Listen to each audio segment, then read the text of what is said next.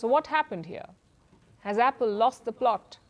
1 year ago, they announced a grand AI vision. They called it Apple Intelligence, and Wall Street lost its mind. There was a $200 billion spike in Apple's value. Headlines declared the iPhone was finally about to become smart. Siri was about to get a brain. 12 months later, Siri's upgrade is MIA, missing in action. Her long... Oh, the way she puts it is the way to put it, actually. Siri is not getting a brain. Siri is not becoming LLM. Siri is becoming like lost in translation, basically. Oh, my God. But it's funny. The awaited upgrade has been postponed once again. Apple says it needs more time. Meanwhile, its competitors are sprinting ahead. Google's Gemini is writing essays and planning meals. Meta's AI is all over WhatsApp. Microsoft is stuffing AI into your Word docs. OpenAI is hoping to build devices. And Apple?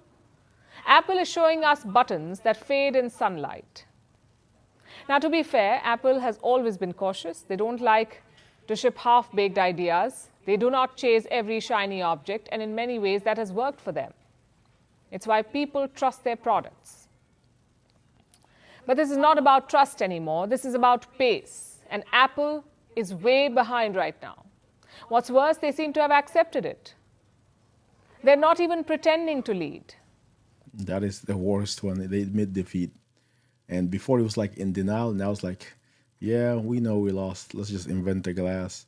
They almost come up with this presentation like a last minute, it seems like. It doesn't look like something you would take it to the Worldwide Developer Conference and say, we invented a shiny glass. Introducing a shiny glass. It's transparent. It's really great. What is that about? Come on, Apple. Let's stop the jokes. And you could feel it during this event, this WWDC. Critics say a lot of this has to do with the man leading the company right now, and that is Tim Cook.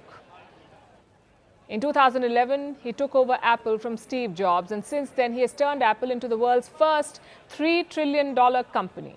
By every capitalist metric, he is a success. And yet, Tim Cook's Apple feels different.